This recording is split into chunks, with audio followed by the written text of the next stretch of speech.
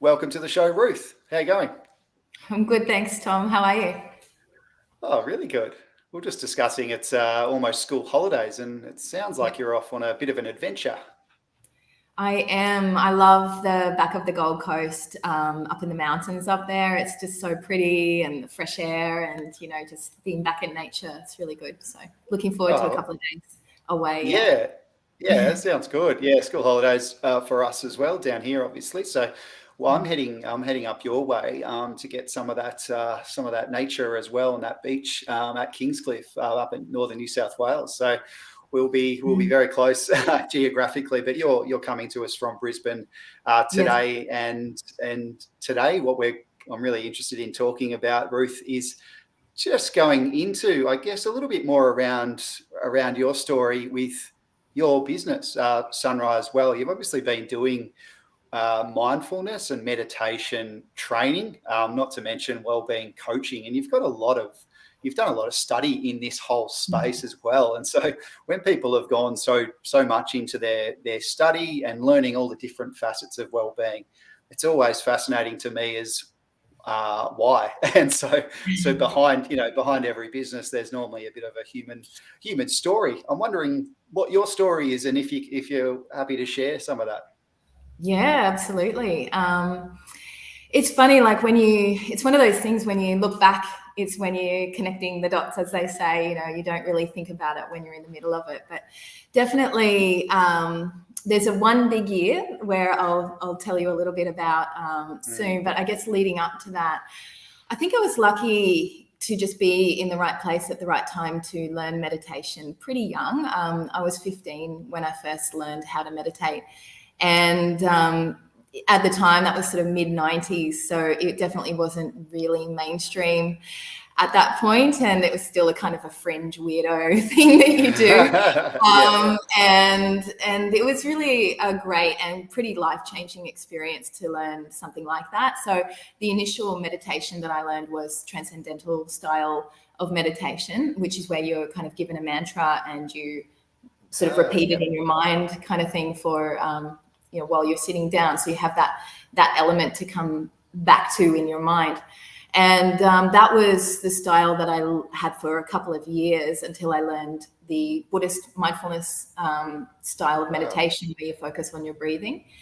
So that was one, I think, really key element. And then I think my curiosity about people and health and well-being naturally grew over the years. So I studied psychology. As you know, I studied international public health after my first degree. I did a postgrad in international public health. And I think that was really around me being so curious about how people make the decisions that they do around their health behavior, how you can prevent some diseases or promote good health in certain ways, and what elements are involved, how to create a campaign that really hits home, reaches certain audiences.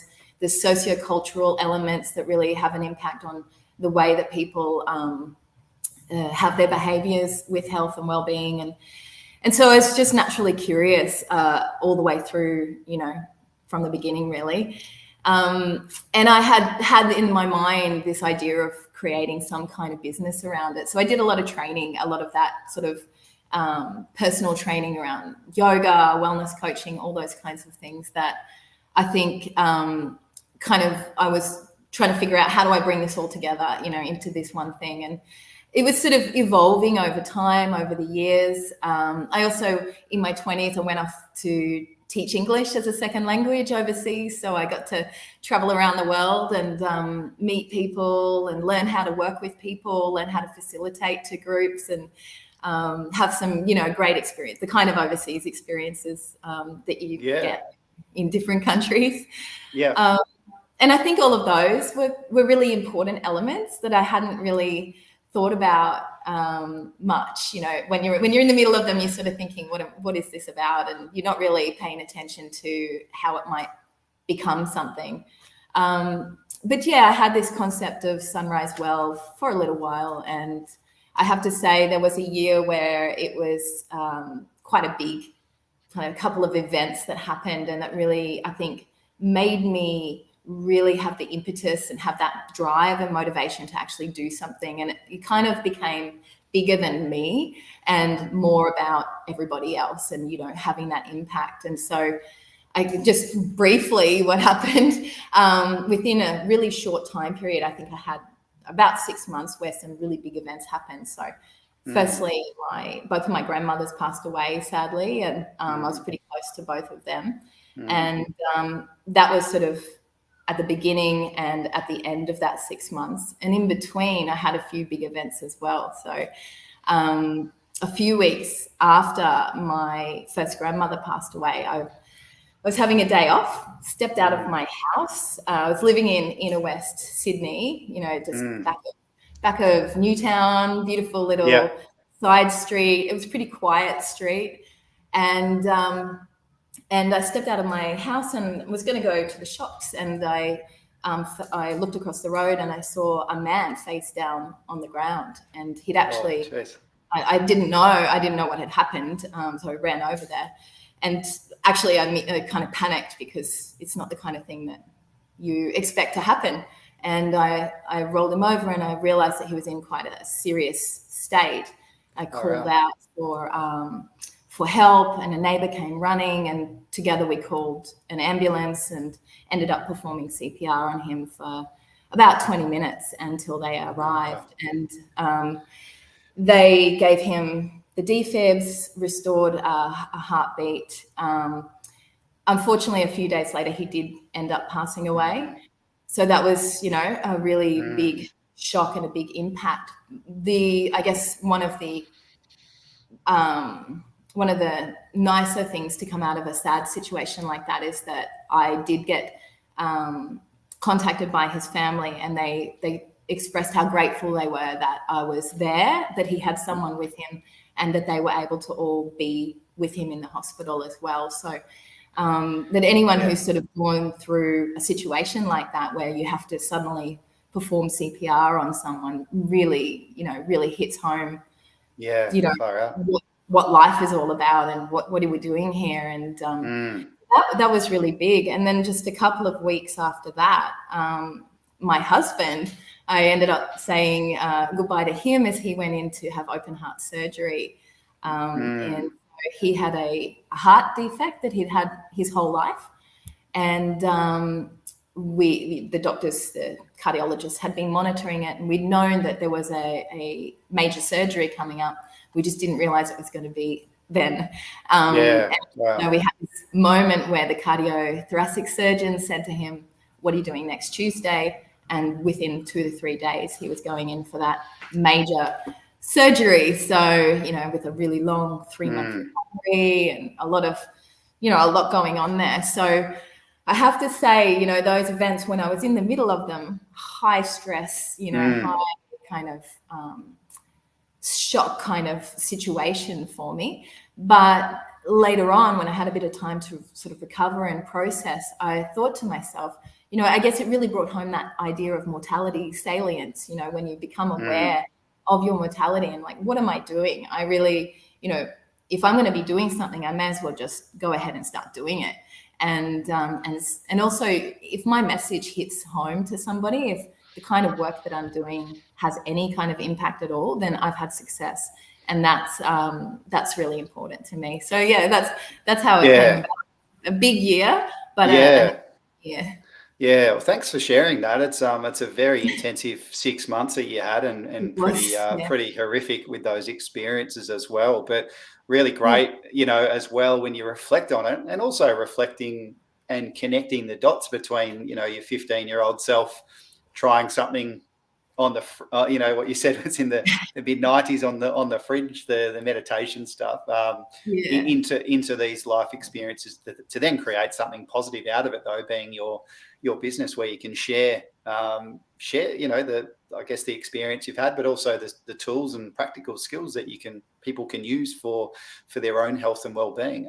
You also said if you know, help one person, then it's worth it. I couldn't agree more. Sometimes just, you know, that the people that take the tools and run with it, even if they just start, you never know what state their life is in, and you know, the frailty of life, as you mentioned with that story of that man. It's very impactful, and it leaves a lasting, I guess, impact on you as well, as you had said. So I'm wondering, Ruth, then, you know, 15-year-old self getting into meditation to now, at that point in time, it would have been, you're right, it would have been pretty unique to doing that at that stage in your life.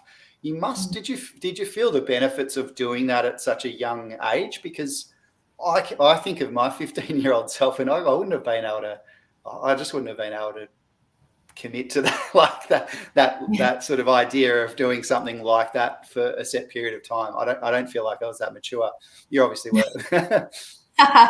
I don't know. I think I was just kind of lucky in the sense that I had these great teachers, and I was receptive to it at the time. And I probably, you know, I did feel it because especially through my 20s, when I wasn't so aware of it all, I definitely had periods where I wasn't doing it and I noticed it. And it, for me, became a bit of an anchor, what I always call my anchor, to sort of bring myself back down. So I might lose it for a little while. When I was younger, I wouldn't necessarily be doing it daily. But then after a while, I'd realize, hang on, things are a bit frazzled. My head's a bit out of place. What's missing? And I'd always coming back to that practice. So yeah, and really, I don't think I had the words for it or the understanding of it, but I definitely felt different every time I did it. So that was really, you know, I didn't know why or what it was really doing, but it was having an impact. Yeah, that's so good. You must be the youngest meditator of it, or, you know, the earliest meditation adopter that I know. That's great. And Ruth, when you bring this into, you know, you're doing a lot of facilitation, a lot of workshops, especially for organisations and workplaces. When you start, like if you're bringing this into a workplace, you must get, I won't say mixed opinions, but for some people, do they kind of go, this is a bit too alternative, or have people moved on from that and realized that actually this is kind of this can be helpful for performance and for my mental health? What's the state of play as you experience, you know, now? Yeah, it's a really good question. I think it has changed, definitely. And, you know, we've sort of seen that evolve over the decades, where it's becoming more and more understood. And there's been a lot of conversations around, is it enough? Is it okay? You know, what does it even do? And the science, you know, thankfully has kind of caught up to have that sort of evidence backing behind it as well, which is really interesting. But I'd say it's still a little bit mixed. I still do get the funny kinds of responses around, you know, it works for other people, but it's not going to work for me, because one of the common things people say is, you know, I'm different, or my mind is different, because someone told me not long ago, I not only have one thought process going on, I have multiple thought streams, and that was somehow different. And I kind of gently responded by saying, actually, that's everybody's experience. We all have a number of voices and weird kind of conversations going on in our heads all at once. And that's the whole concept of, you know, training that monkey mind and bringing it into a point of focus. So majority of the time, though, I think most people are quite open or interested, and then it's just a conversation around, how do you actually fit this in to your life and your day, and how does that make an impact for you personally? So that's great. It's good to hear. I agree. Like I reckon, in my opinion anyway, people are getting into it more.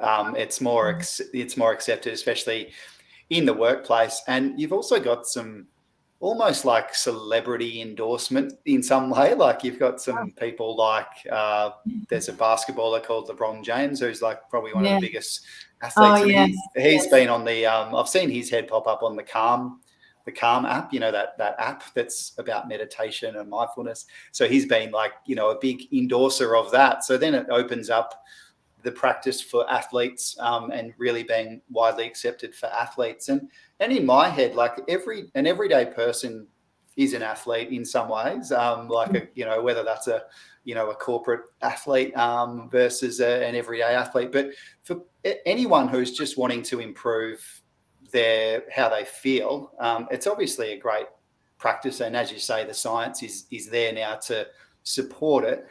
I'm wondering, Ruth, when you're in your workshops and you're facilitating, what are some of the benefits that people notice, in the short term and then the long term from practicing meditation or mindfulness?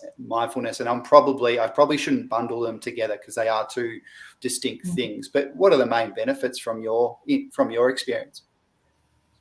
Well, I mean, it's a really good point, I guess, that what you're saying about there being that, like you said, celebrity endorsement to start with, and what you might notice in terms of actually some people quite high up in leadership who are understanding just what an impact it's having on the way that they perform and see the world, and that emotional intelligence piece that I think is a really big part of it.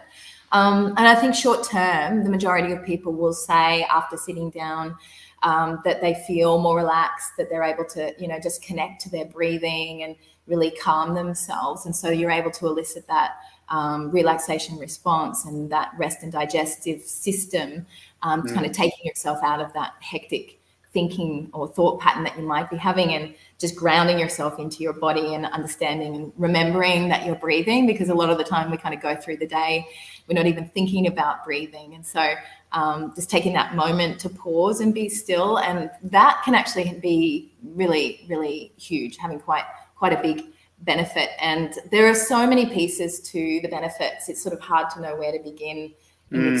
So you have the physiological immediate physiological benefits where your muscles start to relax, where your breathing becomes calmer, and like I said, you're bringing or eliciting that relaxation response. So your body that's kind of been in that fight flight for a lot of the day, you're able to sort of help it to tune into that calmer aspect, and so the body's able to perform what it needs to do, like digestion, so digesting properly and breathing properly. And so we also have the vasodilation, so having the blood flow through the body in a better way, which obviously is going to have a great impact on your cardiac output and staying calm and all of the tension that can happen in that sort of arena. So those are the sort of immediate physiological kinds of benefits. And then on the other side, and I think this is something that happens over the long term more so, is this development of self-awareness. And I think that piece can't be overstated, because it is such an important one as you move through life, as you work with other people, whether it's working in teams or whether it's going home to your partner, whatever it is, working with your children, being with your children, and really being able to understand that moment by moment awareness. So when I teach my classes or any kind of workshop, I kind of point out to people that mindfulness, whether it's meditation or mindfulness, is paying attention to the moment by moment awareness. And within that, there are thoughts, there are feelings, there are sensations, there's an environment around you, and you're bringing as much as you can your focus into that present moment. And being sort of aware that we are going moment by moment. And yes, we have a past and we have a future, but we're not existing there. We're existing right now. And when you sort of have that muscle, that training to keep coming back to that thought, you're able to really start to see that space that you have between what they call the stimulus and the response, that action and the reaction. So you sort of start to see how time actually can be somewhat expanded, where you can not be so reactive, not be so impulsive. And that's a big part. And then the other element with mindfulness is really bringing in this, what they call a benevolent gaze, or a kind or compassionate gaze, because if we're observing this in a clinical sense, it can become quite cold, and it can bring in judgment, or you could bring in direction. But if we're just observing and we can be kind, human, benevolent, we can understand that this is the human experience that we're going through. And that creates obviously empathy and compassion for others, and an understanding about yourself in the world, about other people. So this over time actually has a wonderful benefit for your relationships, as I said, whether it's someone that you're working with and you don't send that snarky email, or whether it's your kids and you don't snap at them. And for me, that's a big piece, because in terms of your self-care, in terms of your mindfulness, I always come back to, what kind of person do I want to be? How we do only have moment by moment, but what kind of person do I want to be in the future? Or what kind of memories do I want to have for the past? And I certainly want to be someone who I'm proud of, or who my children remember me as, so those kinds of things, I think, that's where that self-awareness and regulation comes in. And research-wise, there's just been so many studies around this now, which is really, really great. But just as an example, in 2016, there was a study of people learning to meditate over an 8-week period.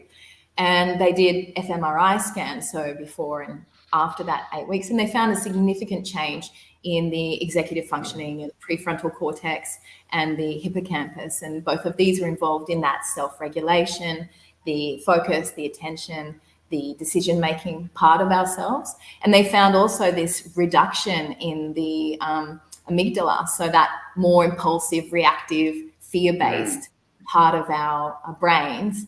There was the connectivity between the two was reduced, and the interaction or interactivity within the amygdala was reduced. So, and this was just over that short time. So neuroplasticity is another big and important feature there. So there's just so much great research about it these days. And the benefits, I think you've got the immediate benefits, and then you've got those long-term benefits that you start to pick up on after weeks and weeks of I love that. And I think, when people are thinking about this and considering those, especially the long-term related benefits, like the benefits for relationships is like fantastic. And in a workplace environment, what we're seeing now is everyone's working hybrid. So for leaders and also just, people that are working within teams, whilst we're so connected with technology, there's nothing better than just putting all the tech away and actually catching up with people and connecting on a more human level in person when possible. So if you can if we can create some space and get rid of some of that digital distraction that occurs all the time, and we're doing this via a virtual studio, for example, now I'll basically need to unplug and go for a walk after this, because for me, that's just what I need. And I think that awareness part comes with, I think people lose some of that self-awareness because they are so invested in something like work. But I love your question about, it's a great big question to ask, but what kind of person do you want to be, or what kind of memories do you want to create in this world? Because life is short, and your stories, that you mentioned earlier are really highlighting that. And I've got my own, experiences with that as well, that kind of remind me how short life can be and how important it is to embrace the moment. Ruth, there's one workshop that you are really prolific in, and it's one of your most popular. It's called Make Self-Care Your Superpower. I'm wondering, within that workshop, there's obviously that's a really good statement, and I love the title of that one. From a self-care perspective, within that workshop, when you speak with workplaces or employees, what's the one thing that they love the most about that particular one, or what are the main sort of experiences that you get from that workshop? Well, I think what people like the most, and hopefully this is transmitted in the work that I do, is that I really try to empower people to take ownership of what they're doing and where they want to go. So with my workshop, I really bring in that element of that self-determination, that self-efficacy of people to be able to work out what it is that they need in terms of going forward. Because, you know, for some people it's to have a 5K run, and for other people it's to sit and meditate. And so I don't prescribe in my workshops. I have suggestions, practical tips, things that maybe people hadn't thought about. But what I want people to do is to walk away feeling empowered. So they've got their toolkit, they've got their plan, and they know where they're going. And they also realize, and that's where it comes back to that whole, that big why, that big motivation. They have a bit of a, that impetus that comes from within that I can't tell them, you know, that they have a good hard think about, you know, where am I going with this? Why do I want to practice this self-care? Because hopefully, you know, for some people it still has a bit of a, you know, it's a buzzword or it's a cliche. You know, hopefully I can help people to see that if you are practicing that mindfulness or that self-care and looking after yourself, you will be a better person for it. And that impacts all the people around you, and it impacts where you're going in your life. So, you know, this is something me and my husband are constantly doing. There's the two of us. We've got two wild, crazy little fun children, and business and work, and not a lot of family support, you know, around. So we have a constant conversation around making sure that our self-care is up, and that we both get that time, the space, the exercise, whatever it is, and looking after ourselves so that that big picture kind of is taken care of. And we know that if we do this over time, you know, in 20 years, we'll still be pretty active and we'll still be feeling pretty good, and we'll be able to hang out with our children and go climbing in New Zealand and things like that. So we kind of get that long-term game into our minds about it. And so that's what I try to do in my workshops, to inspire people to think about, you know, where do I want to be, and what kind of person do I want to be, and why do I want to do that? And hopefully they walk away with that plan in mind. So yeah, that's great. Yeah, there's some just beautiful questions, and if you're listening to this, just have a good think of those ones. You've got me thinking, Ruth, here on the spot. I'm going to have to take a walk and have a think. That's really great and super helpful, Ruth. I absolutely love what you say, and I think as well, really by starting with people starting to think really why should I do these things, rather than pushing meditation, mindfulness. We know that doesn't work. That often the first step for people needs to come from within their motivation, but really understanding their long-term goals is really the key. And that's what it's all about with wellbeing coaching, I guess, as well. Coaching, a lot of people have coaches. They might have a personal trainer, they might have a business coach, they might have a podcast coach, they'll have all sorts of coaches, or a leadership coach. But the wellbeing coach side of things is super important, because we are busy people, and we are constantly prioritizing and reprioritizing what's important to us in the moment. So Ruth, thanks so much for your time. I've absolutely loved speaking with you. Awesome. Thank you so much, Tom. It's been such a pleasure to talk with you today.